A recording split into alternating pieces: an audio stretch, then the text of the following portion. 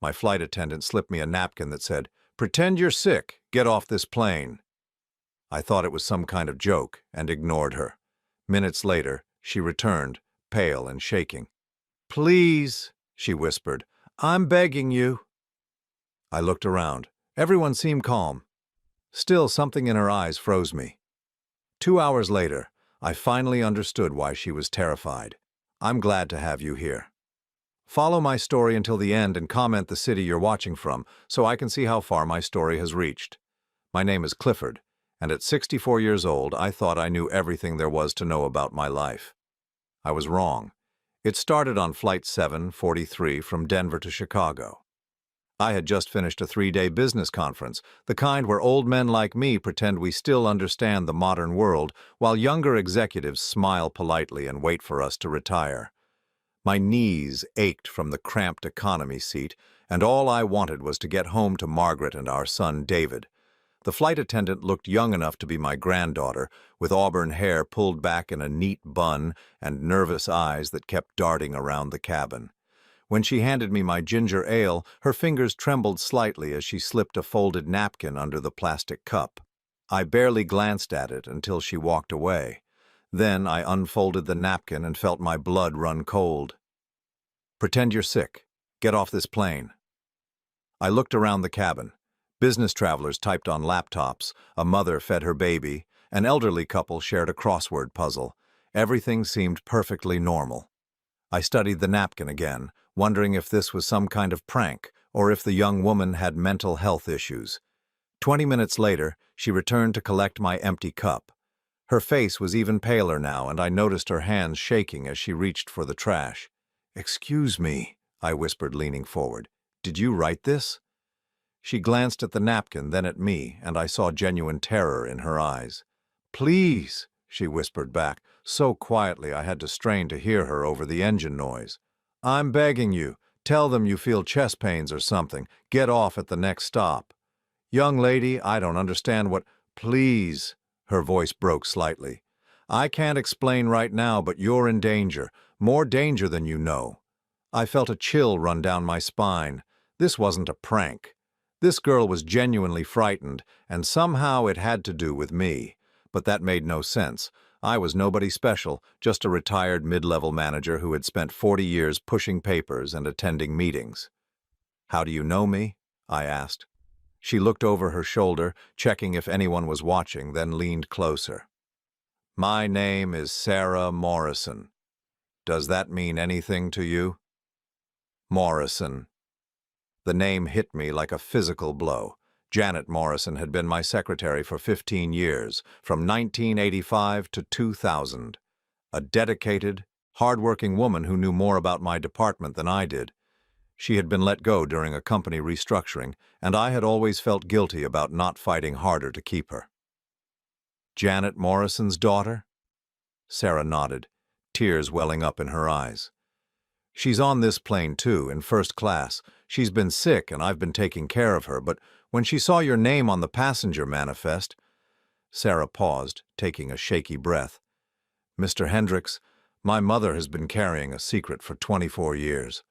A secret about your family that could destroy everything you believe about your life." My heart started pounding. What kind of secret? "I can't tell you here. Too many people might overhear. But she has documents, Mr. Hendricks. Papers that prove your wife and son have been lying to you for decades. Papers that show what really happened to all those employees who were fired, all those contracts that went wrong, all those decisions that ruined people's lives." I felt like the cabin was spinning around me. Margaret and David? Impossible. They were my anchors, my reason for working so hard all those years. David was a successful businessman now, running his own consulting firm. Margaret had been the perfect corporate wife, supporting my career every step of the way. "You're mistaken," I said firmly. "My family would never—" "Mr. Hendricks," Sarah interrupted, her voice urgent.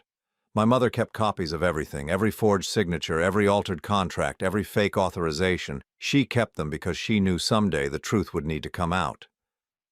She glanced around again, then looked back at me with desperate eyes. "They used you as a front for 20 years. You signed documents you never read, approved contracts you never saw, authorized decisions you never made, and when things went wrong, when people got hurt, your name was on everything. The oxygen seemed to be draining from the cabin. I gripped the armrests of my seat, trying to process what she was telling me. All those years of working late, all those times Margaret would bring me papers to sign at home while I was watching television or reading the newspaper. "Just some routine forms, honey," she would say. "Don't worry about the details." "That's impossible," I whispered, but even as I said it, memories were surfacing. The night Janet Morrison was fired, I remembered coming home to find Margaret and David having an intense conversation that stopped the moment I walked in. David had been 28 then, fresh out of business school and working as my assistant at the company. "Mr. Hendricks, they've been planning something big, something that's going to happen when you land in Chicago. My mother overheard them talking at the hospital yesterday. She was getting her chemotherapy treatment, and they didn't know she was there." "Hospital? What hospital?" "Northwestern Memorial." They were in the waiting area, and my mother recognized their voices from the times they called the office. She heard them talking about finalizing everything and making sure the old man never finds out. My mouth went dry.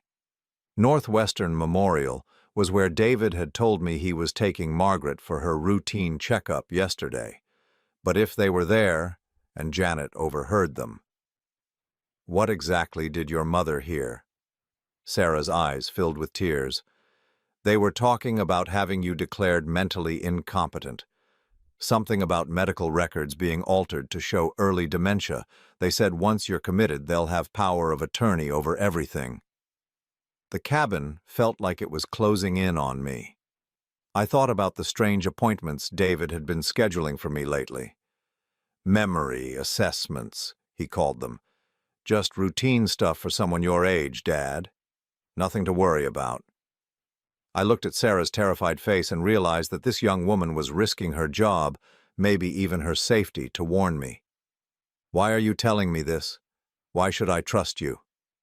"Because my mother never forgot what a kind man you were to her. Even when she was fired, you fought for her severance package.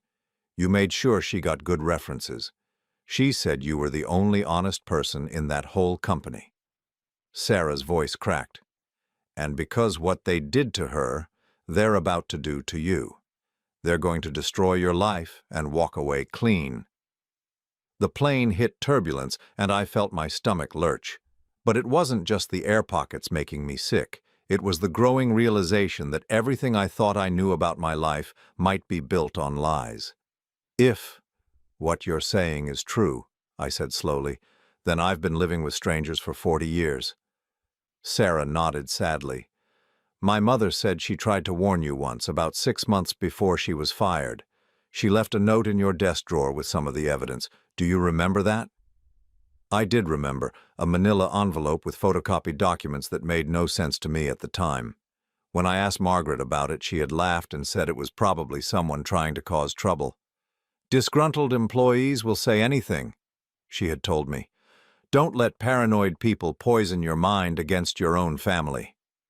I had thrown the envelope away without looking at it again. Now, sitting in that airplane seat with my hands trembling and my heart racing, I realized that Margaret's quick dismissal hadn't been protection. It had been manipulation, and I had been too trusting, too naive, too comfortable in my bubble of domestic happiness to see it. The plane began its descent toward Chicago, and I looked at Sarah's frightened face one more time. She was risking everything to save a man she barely knew because her mother had remembered one act of kindness from decades ago. "What do you want me to do?" I asked quietly. Relief flooded her features. "When we land, don't go home. Don't call them. Meet my mother at the coffee shop in Terminal 3. She'll be waiting with the documents. Everything you need to know is in those files." As the wheels touched down on the runway, I realized my old life was about to end. Whether that was a tragedy or a blessing, I was about to find out. I found Janet Morrison sitting in the corner of the airport coffee shop, looking nothing like the vibrant woman who used to manage my chaotic schedule with military precision. 24 years had aged her dramatically, and the chemotherapy had taken its toll. Her once thick brown hair was now thin and gray, hidden under a colorful scarf. But her eyes, those sharp, intelligent eyes that never missed a detail, were exactly the same. "Mr. Hendricks," she said softly as I approached her table. "I wasn't sure you'd come." "Janet." I sat down across from her, noting the thick manila folder beside her coffee cup. "Sarah said you have something important to show me." She nodded, her hands wrapped around her mug as if drawing warmth from it. "I've been carrying this burden for 24 years. I kept telling myself it wasn't my place to interfere in your family life, that maybe I was wrong about what I saw. But when Sarah told me about the conversation she overheard at the hospital," Janet's voice trailed off and she shook her head, "I couldn't stay silent anymore." "What exactly did you see, Janet?" She opened the folder and pulled out a photograph. It showed Margaret and David sitting in what looked like a restaurant, their heads close together over some papers. The timestamp showed it was taken in 1999. I was having dinner with my sister that night when I saw them. They didn't see me, but I watched them for over an hour. They had contracts spread across the table, and your son was showing your wife where to forge your signature. My stomach dropped. "Forge my signature?" "I took this picture because I couldn't believe what I was seeing. Look at this." She pulled out a magnifying glass and pointed to the papers in the photo. "You can actually see one of the Hartley construction contracts, the same contract that ended up bankrupting 3 families when the project was canceled." I remembered the Hartley situation. It had been a nightmare. A residential development that had been approved, then suddenly terminated due to irregular documentation. The contractor had sued the company, employees had been laid off, and several families had lost their homes when the work dried up. I had signed the cancellation order, or at least I thought I had. "I don't understand. Why would they want to cancel a profitable contract?" Janet pulled out more documents. "Because they had already arranged for the project to be transferred to a different company, a company that David owned through a shell corporation. They killed the Hartley deal so they could pick up the pieces at a fraction of the cost." She spread several papers across the table. Bank statements, incorporation documents, property transfers, the side evidence was overwhelming. David had created a network of fake companies, all designed to profit from the chaos created by his sabotage of legitimate contracts. And Margaret knew about all of this? "She was the architect of it." Janet's voice was bitter. "Your son may have had the business education, but your wife had the cunning. She knew exactly how to manipulate you without making you suspicious." Janet pulled out a thick stack of contracts. "Do you remember signing these?" I looked at the papers. My signature was on every page, but I had no memory of ever seeing these documents. The dates ranged from 1987 to 2000, spanning my entire tenure as department manager. I remember signing a lot of papers over the years, but these specific ones, I shook my head. Margaret used to bring me documents to sign at home sometimes. She said they were routine forms that couldn't wait until morning. "They weren't routine, Mr. Hendricks. These contracts terminated pension plans, canceled insurance policies, and diverted company funds into accounts that David controlled. Every time you signed one of these, dozens of employees lost benefits they had earned over decades of loyal service." The coffee shop suddenly felt too warm. I loosened my tie, struggling to breathe. "Are you telling me that I destroyed people's lives without knowing it?" "You were used, Mr. Hendricks. Systematically and deliberately used." Janet's voice was gentle but firm. "Look at this one." She showed me a contract dated December 15, 1993. This document canceled the Christmas bonuses for the entire maintenance staff. Do you remember signing this? I did remember that December. Margaret had been excited about planning an expensive vacation to Europe. She had said David needed the trip to recover from stress at work. When I expressed concern about the cost, she told me not to worry because my Christmas bonus would be bigger than usual that year. "The maintenance staff never got their bonuses, but your family got a $50,000 consulting fee from a company that David had created the week before." $50,000. In 1993, that was enough to buy a house. I remembered that vacation to Europe vividly. Margaret had been so happy, and David had seemed more relaxed than I had seen him in months. I had felt proud that my hard work was finally paying off enough to give my family such a wonderful experience. Janet, how did you find out about all this? I was your secretary for 15 years, Mr. Hendricks. I knew your handwriting, your signature patterns, your habits. When documents started coming through with your signature that didn't match your usual style, I got suspicious, so I started making copies. She pulled out another stack of papers. These are photocopies of every forged signature, every altered contract, every fake authorization that crossed my desk. I kept them in a safety deposit box, thinking that someday I might need them to protect myself if anyone ever questioned my role in what was happening. Why didn't you come to me sooner? Janet's expression grew sad. I tried, Mr. Hendricks. Remember the envelope I left in your desk drawer in 1999? Yes, but Margaret got to you before you could really examine the evidence, and after that I could see that she was watching me more carefully. Then, 6 months later, I was fired for poor performance, despite 15 years of exemplary reviews. I felt sick. Janet, I'm so sorry. I should have looked at that envelope more carefully. I should have trusted you instead of trusting your wife. Janet's smile was bitter. Mr. Hendricks, you're a good man who believed in the goodness of the people you loved. That's not a character flaw, that's what made you vulnerable to their manipulation. She pulled out a final document. This is your termination paperwork from 2000. Do you remember signing this? I looked at the paper. It was my resignation letter, dated a week after Janet was fired. But I had never resigned. I had retired 3 years later with full benefits and a pension. I never signed this. No, you didn't. But they had it ready just in case you started asking too many questions about my firing. If you had pushed the issue, they would have produced this letter and claimed you had suffered a mental breakdown and couldn't remember resigning. The pieces were falling into place now. They've been planning to discredit me for over 20 years.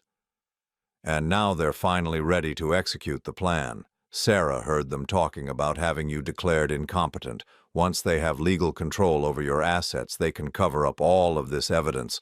The companies David created will be dissolved. The stolen money will be laundered through legitimate investments, and you'll spend your final years in a care facility believing you're suffering from dementia. I stared at the mountain of evidence spread across the coffee shop table. 24 years of systematic fraud, theft, and manipulation, and I had been the unwitting face of it all. How much money are we talking about, Janet? She pulled out a calculator and a notebook filled with figures. Based on what I could track, conservatively, at least $2.3 million over the years. But that's just the direct theft. If you calculate the pension funds that were diverted, the insurance policies that were canceled, the contracts that were sabotaged, we're probably looking at close to $8 million in total damages. $8 million. Enough to destroy dozens of families, enough to ruin the retirements of hundreds of loyal employees, and it had all been done in my name with my forged signature while I sat at home watching television and trusting my family to handle the details. Mr. Hendricks, Janet said quietly, there's something else. Something Sarah couldn't tell you on the plane because she didn't want to scare you even more. I looked up from the papers. What? They're planning to kill you. The words hit me like a physical blow. What did you say? At the hospital yesterday, Margaret and David weren't just talking about having you declared incompetent. They were discussing your medical care, something about adjusting your medications to accelerate the natural aging process. David has been researching drugs that can cause heart attacks in elderly patients. I felt my hands start to shake. You're saying they want to murder me? I'm saying they've moved beyond fraud and manipulation. You're the only person who could expose them if you ever learned the truth.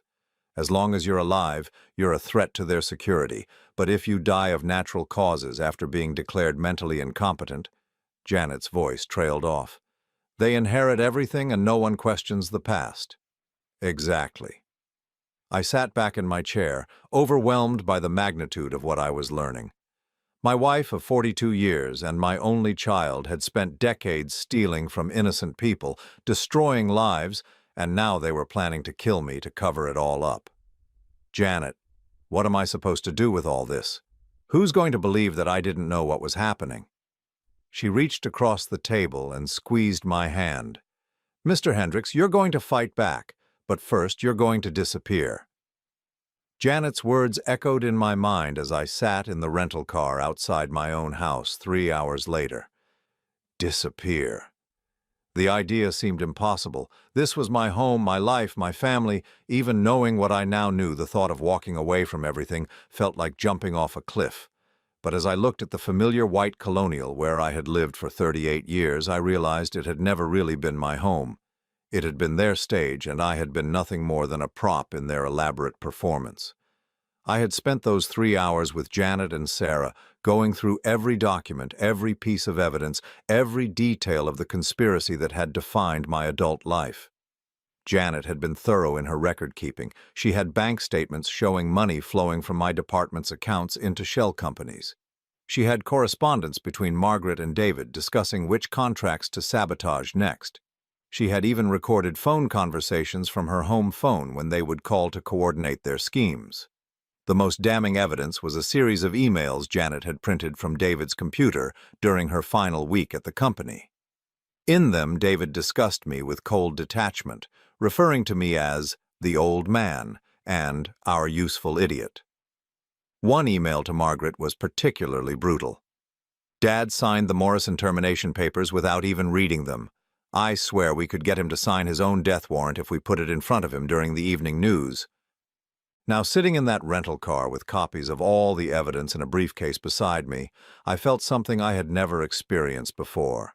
Pure, undiluted rage.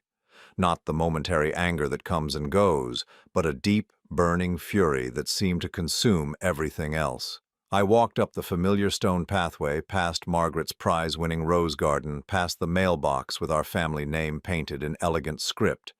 The key turned in the lock just as it had thousands of times before, but everything felt different now. "Clifford," Margaret's voice came from the kitchen. "You're home early. How was your flight?" I found her at the kitchen island, preparing what looked like my favorite dinner, pot roast with potatoes and carrots. She was wearing the blue dress I had bought her for our anniversary last year, and her silver hair was styled the way I had always liked it. She looked like the perfect wife, the loving partner who had stood by me through 42 years of marriage. "Margaret, we need to talk." She looked up from the carrots she was chopping, and I saw a flicker of something in her eyes. Not concern, not curiosity, but calculation. "Of course, darling. Let me just finish getting dinner ready. David is coming over tonight to discuss those medical appointments we scheduled for you. Dr. Peterson wants to run some more tests." Dr. Peterson. The neurologist, David, had insisted I see for routine memory screenings. Now I understood what those appointments were really about. I said, "We need to talk now, Margaret." Something in my tone made her set down the knife. She turned to face me fully, and I saw her expression shift. The loving wife mask slipped just slightly, revealing something harder underneath. "What's this about, Clifford?" I set the briefcase on the kitchen counter and opened it. "It's about Janet Morrison." Margaret's face went completely still. "Janet Morrison was fired 24 years ago. Why are you bringing up ancient history?" "Because ancient history has a way of catching up with you." I pulled out the photograph of her and David at the restaurant. "Especially when there's evidence." Margaret looked at the photo for a long moment, then back at me. When she spoke, her voice was completely different. The warm, nurturing tone I had known for decades was gone, replaced by something cold and sharp. So the old secretary finally grew a backbone. I always wondered when she might surface again. The casual way she said it, the complete lack of surprise or denial, hit me harder than any confession could have. She wasn't even going to pretend. "You knew this day might come." I hoped it wouldn't. Margaret moved to the kitchen window, looking out at the backyard where we had hosted so many family barbecues over the years. "You were always so trusting, Clifford. so willing to believe the best in people. It made everything so much easier. Everything meaning stealing millions of dollars from innocent people. She turned back to me, and I saw something in her face that made my blood run cold. Not guilt, not remorse, but annoyance, as if I were being unreasonably difficult about a minor household issue. Those people were expendable, Clifford. Maintenance workers, clerks, low-level employees who would have been laid off eventually anyway. We simply accelerated the process and made sure the resources went where they could do more good. More good for who? For us? For David's future? For the life we deserved after all those years of your mediocre salary and limited ambitions? The words hit me like physical blows. My mediocre salary, my limited ambitions. Margaret, I worked 60-hour weeks to provide for this family. I gave you everything I had. She laughed, and the sound was like breaking glass. You gave us a middle-class existence in a middle management position with a middle-tier company. Do you know what it was like being married to someone so aggressively ordinary? Do you know how embarrassing it was to attend company parties and watch other wives show off their husbands' achievements while I had to smile and pretend that being married to a glorified paper pusher was enough? I stared at her, seeing a stranger where my wife had been moments before. So you decided to steal. I decided to take what we should have had if you had possessed any real ambition or talent. Margaret's voice was getting sharper, more venomous.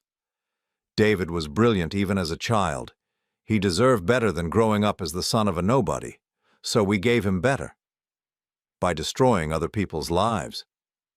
By taking advantage of opportunities that presented themselves. You were in a position of authority, but you were too weak to use it, so we used it for you.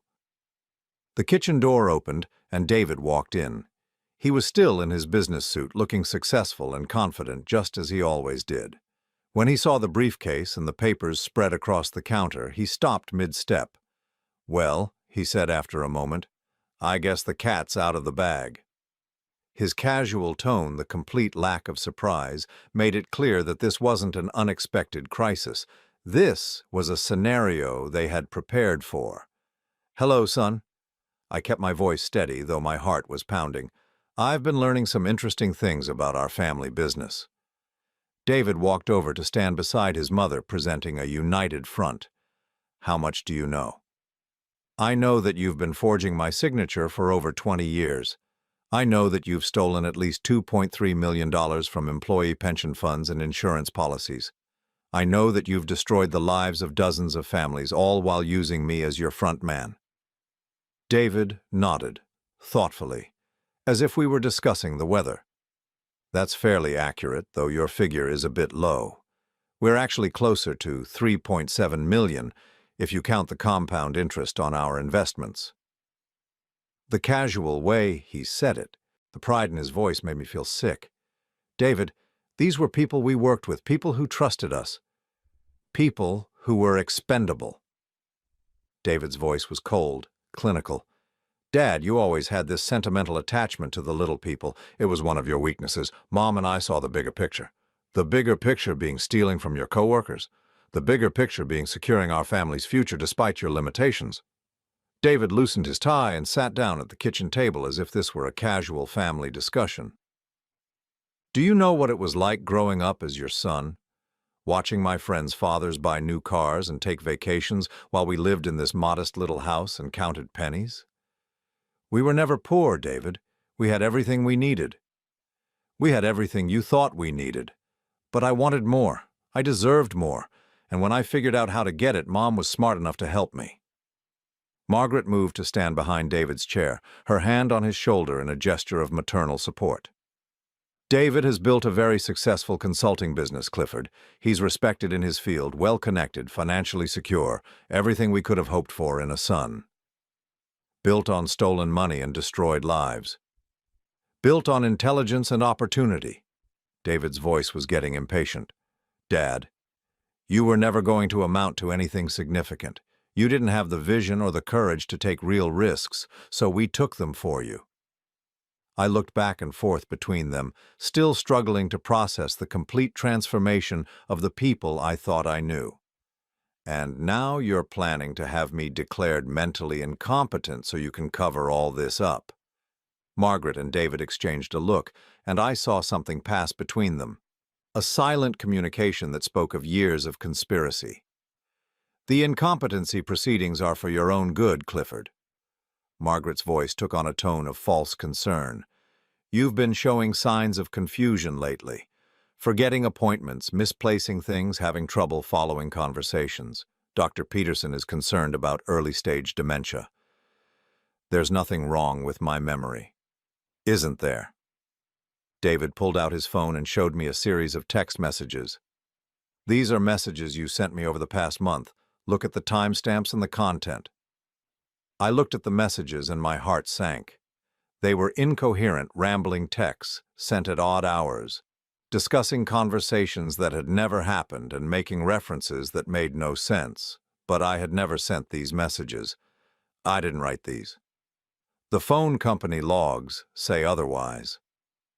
David's smile was cold. "We've been building a comprehensive case for months, Dad. Medical records showing cognitive decline, behavioral incidents witnessed by multiple people, financial irregularities that suggest poor judgment and possible exploitation by outsiders." "What financial irregularities?" Margaret opened a folder on the counter. "Large cash withdrawals from your checking account, unusual investment decisions, donations to questionable charities, all documented, all pointing to a man whose mental faculties are deteriorating rapidly." I realized they had been planning this for far longer than Janet had suspected. They hadn't just been stealing from my company.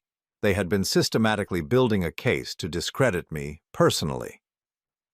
"Of course," David continued, "if you were to suffer a sudden medical crisis before the competency hearing, it would save everyone a lot of trouble. Heart attacks are very common in men your age, especially those under stress." The threat was clear, and the casual way he delivered it made my blood run cold. These weren't the people who had loved and supported me for decades. These were strangers who had been wearing masks for so long that the masks had become their true faces. "So what happens now?" I asked. Margaret and David looked at each other again, and I saw David give an almost imperceptible nod. "Now," Margaret said, "you're going to sign some papers that will make everything much simpler for everyone involved." David opened his briefcase and pulled out a thick legal document. "This transfers power of attorney to Mom and me, effective immediately. It also includes a confession of your involvement in various financial irregularities at your former company and an agreement to voluntary commitment for psychiatric treatment." "And if I refuse?" "Then you'll have a heart attack sometime in the next 24 hours. David's voice was matter-of-fact, as if he were discussing the grocery list. "We've done our research, Dad. The right combination of medications can trigger cardiac events that are virtually undetectable in autopsy, especially in a man your age with a history of stress and recent behavioral changes." I stared at them both, finally understanding the full scope of what I was dealing with. These weren't people who had made bad choices or gotten in over their heads. These were predators who had been systematically destroying lives for decades, and I had been their primary weapon. But I wasn't the same man who had walked into this house an hour ago. That man had been naive, trusting, and blind to the evil in his own home. This man was armed with knowledge, evidence, and a burning desire for justice. "I need to think about this," I said slowly. "You have until tomorrow morning," Margaret said. "After that, we'll have to proceed with the alternative plan." I nodded and picked up my briefcase. "I'm going to take a drive, clear my head." "Don't go too far, Clifford." David's voice carried a clear warning. "We'll be keeping an eye on you." As I walked out of that house for what I knew would be the last time, I felt something I hadn't experienced in decades. Complete clarity about what I needed to do. I drove aimlessly for 2 hours before I could think clearly enough to make a plan. The suburban streets I had traveled for decades looked different now, like I was seeing them through someone else's eyes. Every familiar landmark reminded me of a life that had been built on lies. I ended up at a 24-hour diner on the outskirts of town, the kind of place where truckers and night shift workers grab coffee and pie at 3 in the morning. It was nearly empty at 8:30 on a weeknight, which was exactly what I needed. I chose a corner booth and ordered coffee I didn't want, trying to process everything that had happened in the past 6 hours. My phone buzzed with a text message from Margaret. "Where are you? Dinner is getting cold." I stared at the message, marveling at her ability to maintain the charade even now, as if we were still a normal family having a minor disagreement instead of predators and prey locked in a deadly game. I turned off my phone and pulled out the business card Janet had given me before I left the airport. Detective Patricia Chen, Financial Crimes Division, Chicago Police Department. Janet had contacted her 3 months ago when she first learned about Margaret and David's plan to have me declared incompetent. The call went through after 2 rings. "Detective Chen, my name is Clifford Hendricks. Janet Morrison gave me your number." There was a pause. "Mr. Hendricks, I've been expecting your call. Where are you right now?" "A diner on Route 41, away from my house." "Good. Stay there. I'm sending 2 officers to bring you to the station. Whatever you do, don't go home tonight." "Detective, I need to know something. How long have you been investigating this?" Another pause. "Mr. Hendricks, we've been building a case against your family for 8 months. You're not the only victim, and the crimes go far beyond what Mrs. Morrison initially reported." 30 minutes later, I was sitting in an interview room at the police station, looking at files that made Janet's evidence seem like the tip of an iceberg. Detective Chen was a small, intense woman in her 40s who spoke with the precision of someone who had spent years building complex cases against white-collar criminals. "Mr. Hendricks, what I'm about to show you is going to be difficult to see, but you need to understand the full scope of what your family has been doing." She opened a thick folder and spread out financial documents.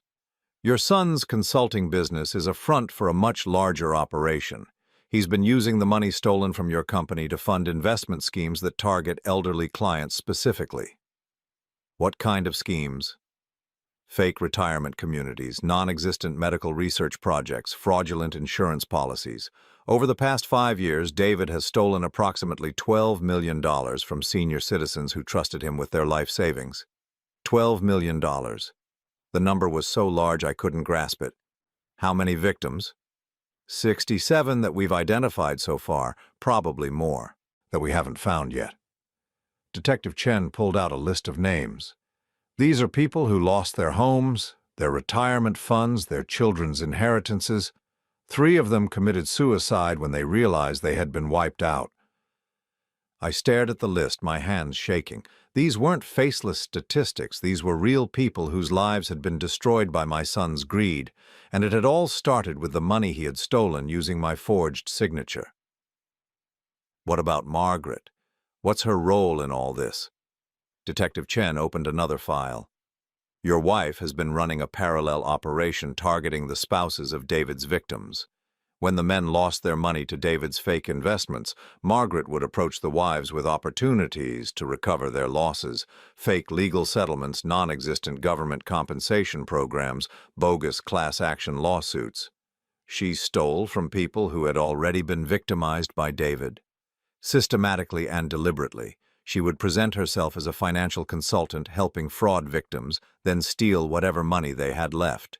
Detective Chen's voice was grim. "In some cases, she convinced widows to take out second mortgages on their homes to invest in her fake recovery programs." I felt sick. "How much did she steal?" "Approximately $4 million that we can trace, but Margaret was careful to target women who were unlikely to report the crimes quickly: elderly widows, women with dementia, isolated seniors who didn't have family members monitoring their finances." Detective Chen pulled out another stack of documents. "Mr. Hendricks, your family has been operating one of the most sophisticated elder fraud rings we've ever investigated, and you were the perfect front man because your reputation was spotless. People trusted you, which made them trust your family. But I never knew any of this was happening." "We believe you. Mrs. Morrison's evidence clearly shows that you were manipulated and used without your knowledge, but that's also what made the scheme so effective. Your genuine confusion and distress when things went wrong convinced everyone that you weren't involved."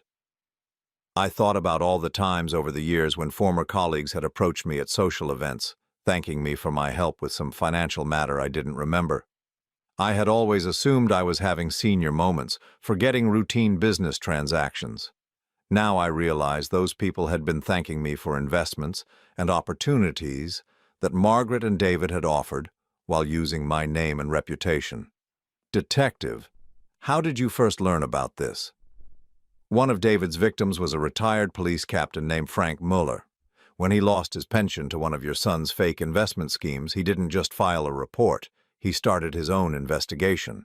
Detective Chen pulled out a photograph of an elderly man with sharp eyes and gray hair. Captain Mueller spent 6 months tracking down other victims and building connections between the various schemes. That's how we discovered the link between David's consulting business and your old company. Is Captain Mueller willing to testify? Detective Chen's expression grew sad. Captain Mueller died 4 months ago, heart attack. But before he died, he gave us everything he had collected. 8 boxes of evidence, witness statements, financial records. His final report specifically mentioned you as an unwitting accomplice and recommended that we investigate whether you were also being targeted for fraud. Another life destroyed by my family's greed. What happened to his family? His wife lost their house. She's living with her daughter now, working part-time at a grocery store to help pay the bills. She's 73 years old. Detective Chen closed the file. Mr. Hendricks, Captain Mueller's investigation probably saved your life. If he hadn't connected the dots, we wouldn't have known to warn Mrs. Morrison when we learned about the plan to have you declared incompetent. What plan? I know they want to control my assets, but what exactly were they going to do? Detective Chen opened her laptop and showed me a series of emails. We've been monitoring your family's communications for the past 3 months. These emails discuss the timeline for having you committed to a psychiatric facility where they had arranged for you to receive experimental treatments for your supposed dementia. I read the emails, my horror growing with each message. They weren't just planning to steal my money. They were planning to destroy my mind with drugs and electroshock therapy to ensure I could never testify against them. The facility they chose specializes in patients with severe cognitive impairment. Once you were admitted, it would have been virtually impossible for you to communicate with the outside world or challenge their control over your affairs. And if the psychiatric approach didn't work, the emails suggest they were prepared to accelerate your natural decline through medication manipulation. Your son has been researching drugs that can cause strokes and heart attacks in elderly patients. I set the laptop aside, overwhelmed by the scope of their evil. Detective, I need to know something. How long do you think they've been planning to get rid of me? Detective Chen consulted her notes.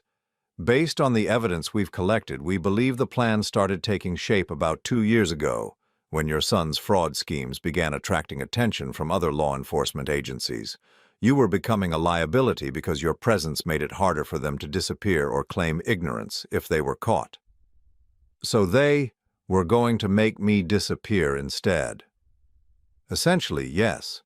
With you declared incompetent or dead, they could liquidate your assets, close down the fraudulent businesses, and relocate to a country without extradition treaties. Detective Chen showed me another document. We found evidence that they were planning to move to Costa Rica within the next 6 months. David has already purchased property there under an assumed name. I stared at the property deed, seeing my son's signature on a document that represented his plan to escape justice and live comfortably on the money stolen from dozens of victims. What happens now? Now we finish building our case and prepare for arrests. But Mr. Hendricks, we need your help. You're the key witness who can tie all the pieces together. Without your testimony about the forged signatures and the manipulation, we might not be able to prove that the original thefts from your company were the foundation for everything else. What do you need me to do? First, you need to stay safe. Your family believes they're still in control of the situation, which gives us an advantage. We want to keep it that way until we're ready to move. Detective Chen handed me a cell phone. This is a secure phone with my direct number programmed in. If your family contacts you or if you feel like you're in danger, call me immediately. Where am I supposed to go? I can't go home. We've arranged a safe house for you. It's a small apartment across town where you'll be under surveillance protection until we make the arrests. When will that happen? Soon. We're coordinating with federal agents because some of the fraud crossed state lines. We expect to have warrants within 48 hours. As Detective Chen gathered up the files, I realized that my old life was truly over. The house I had lived in for 38 years, the family I had loved and trusted, the identity I had built over 64 years, all of it had been stripped away in a single day. But for the first time since Sarah Morrison had handed me that napkin on the airplane, I felt something other than horror and betrayal. I felt the beginning of something that might eventually become peace. Detective, what will happen to the victims? The people who lost their money to David and Margaret?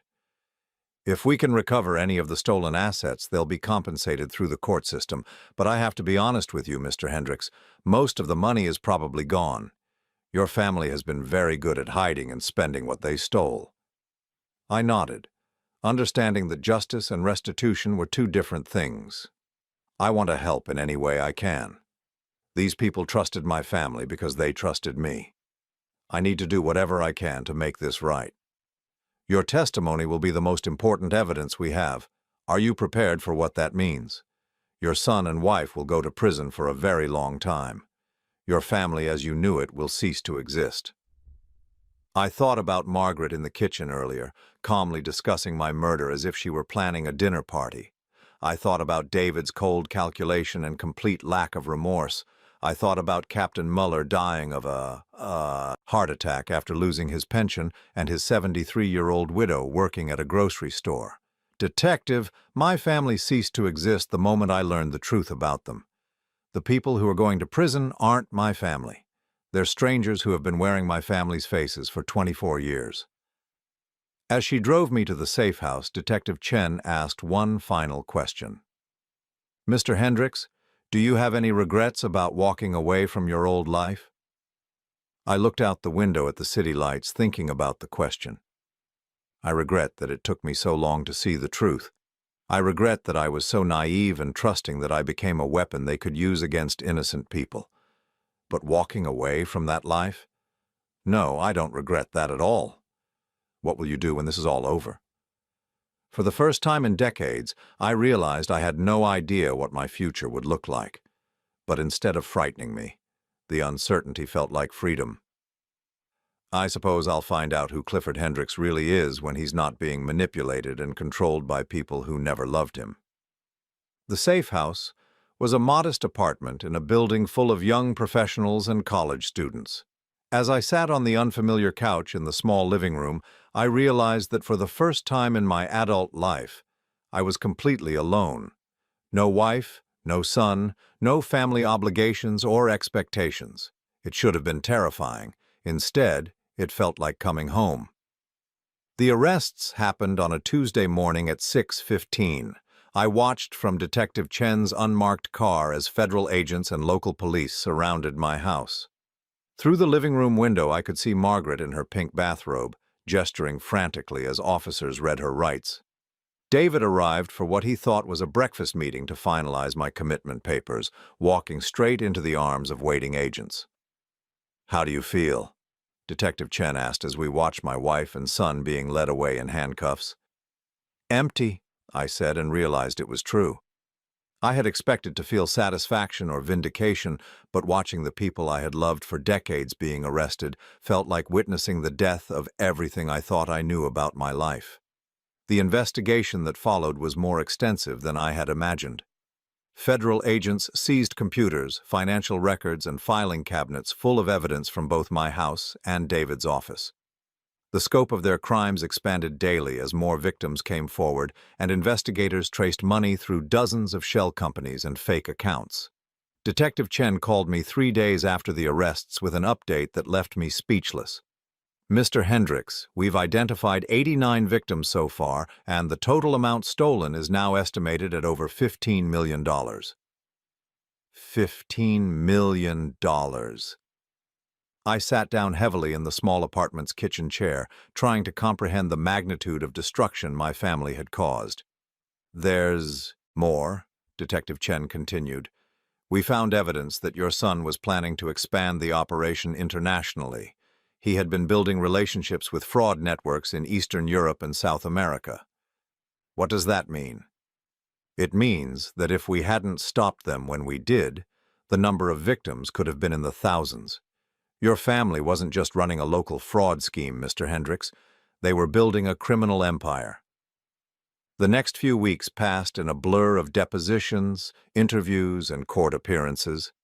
I spent hours with prosecutors going through every forged signature, every manipulated document, every conversation I could remember that had seemed innocent at the time, but now revealed itself as part of their elaborate deception. The hardest part was reading the victim impact statements. Elderly couples who had lost their homes. Widows who had been convinced to invest their life savings in David's fake retirement communities. Families who had borrowed money against their children's college funds to invest in Margaret's fraudulent recovery programs. One statement particularly haunted me. It was from Marie Patterson, an 82-year-old woman whose husband had died of cancer 3 years earlier. I trusted Mrs. Hendricks because she seemed so kind and understanding. She told me that her husband had been through the same financial struggles I was facing and that she knew exactly how to help me recover the money I had lost to another investment scam. I gave her the $47,000 I had saved for my granddaughter's wedding. It was all I had left in the world. Now I'm living in a one-room apartment above a pizza shop, and my granddaughter had to cancel her wedding because I can't help with the costs.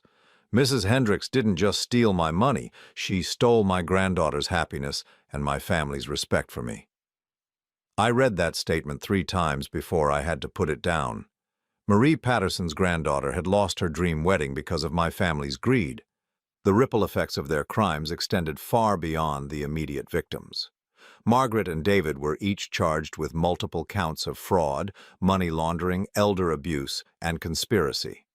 The prosecutors also filed charges for attempted murder in my case, based on the evidence of their plan to drug me into a fatal heart attack. I wasn't allowed to visit them in jail, but their lawyers contacted me several times, hoping I would provide character references or agree to plea negotiations. I declined every request. The people sitting in those jail cells weren't the family I had thought I knew. They were criminals who had spent decades perfecting their ability to manipulate and destroy lives. 6 weeks after the arrests, Detective Chen called with news that changed everything.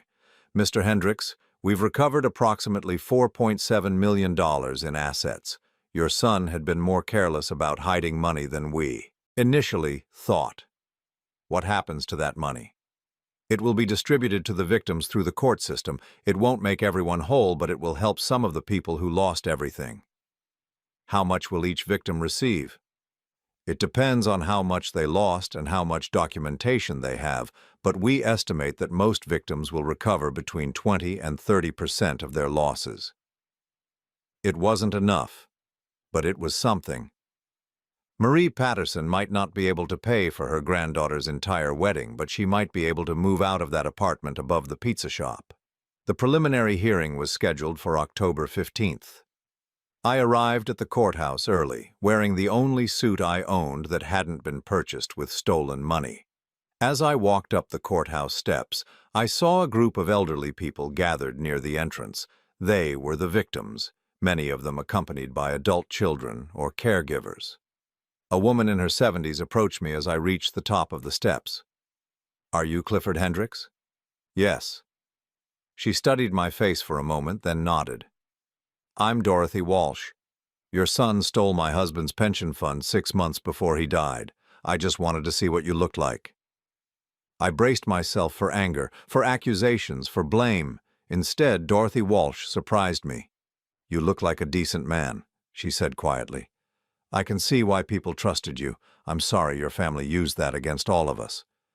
"Mrs. Walsh, I'm so sorry for what happened to you and your husband. If I had known—" "You would have stopped them. I believe that." She paused, looking at the courthouse entrance. "My daughter thinks I shouldn't have come today.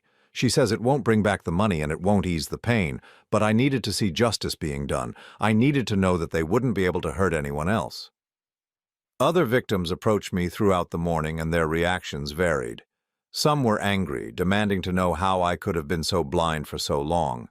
Others were sympathetic, recognizing that I had been as much a victim of manipulation as they were. A few were simply curious, wanting to understand how someone could live with criminals for decades without realizing it. The hardest conversation was with Captain Muller's widow, Helen.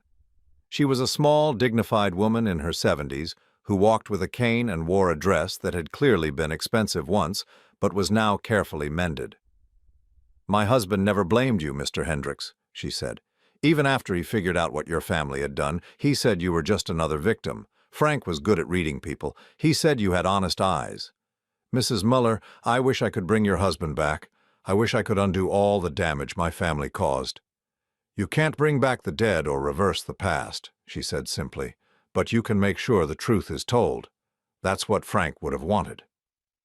Inside the courtroom, I sat in the witness section and watched as Margaret and David were led in wearing orange jumpsuits. They looked smaller somehow, diminished by their circumstances. Margaret's perfectly styled hair was now gray and unkempt. David's confident demeanor had been replaced by nervous glances around the room. When Margaret's eyes met mine across the courtroom, I saw something I had never seen before. Genuine fear. Not the calculated concern she had shown when discussing my mental decline, but raw terror at the prospect of spending her remaining years in prison. David didn't look at me at all. He kept his eyes focused on his lawyer, his jaw set in the stubborn expression I remembered from his childhood when he had been caught breaking rules. The prosecutor's opening statement laid out the scope of their crimes in stark detail. 89 victims, $15.2 million stolen, a conspiracy that had lasted 24 years. As the evidence was presented, I heard details that even Detective Chen hadn't shared with me. Margaret had convinced 3 different widows to take out life insurance policies, naming her as the beneficiary, then encouraged them to stop taking their heart medications. David had created fake medical research companies that promised experimental treatments for Alzheimer's and cancer, then pocketed the money desperate families had paid for non-existent cures. They hadn't just been thieves. They had been predators who fed on the desperation and vulnerability of elderly people facing their greatest fears: poverty, illness, and abandonment. During a recess, Margaret's lawyer approached me in the hallway. "Mr. Hendricks, my client, would like to speak with you." "I have nothing to say to your client. She wants to apologize. She wants you to know that she never meant for things to go this far." I looked at the lawyer, a young woman who probably believed she was representing someone who had simply made bad choices rather than a sociopathic predator.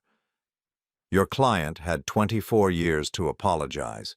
She chose instead to plan my murder. Tell her that the man she was married to doesn't exist anymore, and the man I am now has no interest in her apologies."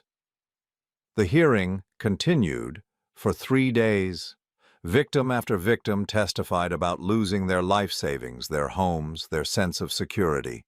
Financial experts explained the complex web of shell companies and fake accounts David had created. FBI agents presented evidence of the international expansion plans that had been interrupted by the arrests. On the final day, I was called to testify about the forged signatures and the manipulation I had endured. As I walked to the witness stand, I passed the defendant's table. David finally looked at me, and for a moment I saw a flicker of the little boy I had taught to throw a baseball and helped with homework. Then he mouthed 2 words: "I'm sorry." I stopped walking and stared at him. After everything that had happened, after all, the evidence of his calculated cruelty, he was still trying to manipulate me with false remorse. I continued to the witness stand without acknowledging him. My testimony lasted 4 hours. I described decades of signing documents I hadn't read, trusting explanations that had been lies, believing in a family that had never existed. The defense lawyers tried to suggest that I had been willfully ignorant, that I must have suspected something was wrong. "Mr. Hendricks," David's lawyer said during cross-examination, "isn't it true that you wanted to believe your family was successful, even if it meant not asking difficult questions about where their money was coming from?" "No," I said firmly. "I believed my family was honest because I loved them and trusted them." The failure wasn't in my oversight. The failure was in their character. When the hearing ended, the judge set bail at $2 million each for Margaret and David. Neither could meet it, so they remained in jail while awaiting trial. As I left the courthouse, Dorothy Walsh approached me again. "Mr. Hendricks, some of us are getting together for coffee next week. Other victims, people who want to support each other through this process. Would you like to join us?" I thought about the invitation. A group of elderly people who had been destroyed by my family's greed, asking me to join them for coffee as if I were just another victim rather than the unwitting weapon that had been used against them. "Yes," I said. "I'd like that very much." Walking down the courthouse steps, I realized that something fundamental had changed in me during those 3 days of testimony. I was no longer the man who had been betrayed by his family. I was a man who had chosen to stand with the people his family had victimized. For the first time since this nightmare began, that felt like progress. The trial lasted 6 weeks. Margaret received 22 years in federal prison. David received 28 years. At 64 years old, I would likely never see either of them as free people again. I felt nothing as the verdicts were read. No satisfaction, no sadness, no sense of closure. Just a quiet acknowledgement that justice had been served, and that particular chapter of my life was finally over. What I didn't expect was how difficult it would be to figure out what came next. The safe house had been temporary, but when the trial ended, I realized I had nowhere to go. My house had been seized as evidence and would eventually be sold to compensate victims. Most of my possessions had been contaminated by association with my family's crimes, and I found I didn't want them anyway. At 64 years old, I was starting over with nothing but the small savings account I had maintained separately from the family finances and the Social Security benefits I had earned through 40 years of legitimate work. For the first time in my adult life, I was completely free to choose who I wanted to be. The coffee group Dorothy Walsh had mentioned became a weekly ritual. Every Thursday morning, 8 or 9 victims would gather at a small cafe downtown to share stories, offer support, and discuss the ongoing process of rebuilding their lives. At first, I felt like an intruder in their circle. These people had lost everything because of my family, and I worried that my presence would be a painful reminder of their trauma. But over the weeks, something unexpected happened. They began treating me not as the family member of their abusers, but as someone who understood what it felt like to have your entire world revealed as a lie. "You know," said Frank DeMarco, a retired teacher who had lost his pension to one of David's fake investment schemes. "In some ways, you were hurt worse than the rest of us. We lost money, but you lost your identity. You lost everything you thought you knew about yourself and the people you loved." Helen Muller, Captain Muller's widow, nodded in agreement. "Frank always said that the cruelest thing about fraud isn't the money that's stolen, it's the trust that's destroyed. You can earn money back, but learning to trust again, that takes real courage." These conversations helped me understand something important. I hadn't just been a victim of fraud. I had been a victim of emotional abuse that had lasted for decades. Margaret and David had systematically isolated me from reality, making me dependent on their version of truth while using my reputation and signature to destroy other people's lives. But sitting in that cafe every Thursday, listening to stories of resilience and recovery, I began to see something else. These people weren't just victims. They were survivors who had found ways to rebuild their lives, even after losing everything they thought they could count on. Marie Patterson, the 82-year-old woman whose granddaughter had lost her wedding fund, had started a small business making jewelry from recycled materials. "I figure if I'm going to start over at my age, I might as well try something I've always wanted to do," she said with a smile that reminded me of my own grandmother. Dorothy Walsh had begun volunteering at a legal aid clinic, helping other elderly people avoid the kinds of scams that had targeted our group. "I can't get my money back," she said, "but I can make sure other people don't go through what we went through." Their strength inspired me to think about what I wanted to do with whatever years I had left. I had spent my entire career in middle management following other people's directions and signing papers I didn't fully understand. Now, for the first time, I had the opportunity to make my own choices about how to spend my time and energy. The answer came to me during one of our Thursday coffee meetings when a new member joined our group. Robert Torres was a 70-year-old man whose wife had dementia and had been convinced to invest their life savings in one of Margaret's fake legal settlements. He arrived at the cafe looking lost and overwhelmed, clutching a folder full of legal documents he couldn't understand. "I don't know what to do," he said, tears in his eyes. "The lawyers are talking about power of attorney and asset protection, but I don't understand any of it. My wife was always the one who handled our finances. Now she can't remember what she had for breakfast, and I'm supposed to figure out how to rebuild our life savings at 70 years old." I looked at Robert's confused face and saw myself 6 months earlier, a man who had trusted other people to handle the important details of his life, only to discover that trust had been weaponized against him. "Robert," I said, "would you like me to help you go through those papers? I can't give you legal advice, but I can help you understand what the documents say and what questions you should ask your lawyer." That was the beginning of something I hadn't expected. Over the next few months, other members of our coffee group began asking for similar help. People who had been overwhelmed by the legal and financial complexities of fraud recovery found it easier to work with someone who had been through the same experience. I started spending my afternoons at the legal aid clinic where Dorothy volunteered, helping elderly fraud victims understand the paperwork involved in their cases. I learned to recognize the warning signs of financial abuse and the psychological tactics that scammers use to manipulate vulnerable people. The work was emotionally difficult, but deeply satisfying. For the first time in my life, I was using my experience to help people instead of unknowingly helping to hurt them. Every person I helped navigate the system was someone who might avoid the devastation that Margaret and David had caused to so many others. 6 months after the trial ended, Detective Chen called me with unexpected news. "Mr. Hendricks, we've recovered another $1.8 million in assets. Your son had hidden money in cryptocurrency accounts that took us months to trace." "How much does that bring the total recovery to?" $6.5 million. We're going to be able to compensate victims at about 45% of their losses instead of the 30% we originally estimated. The news meant that Marie Patterson would be able to help pay for her granddaughter's wedding after all.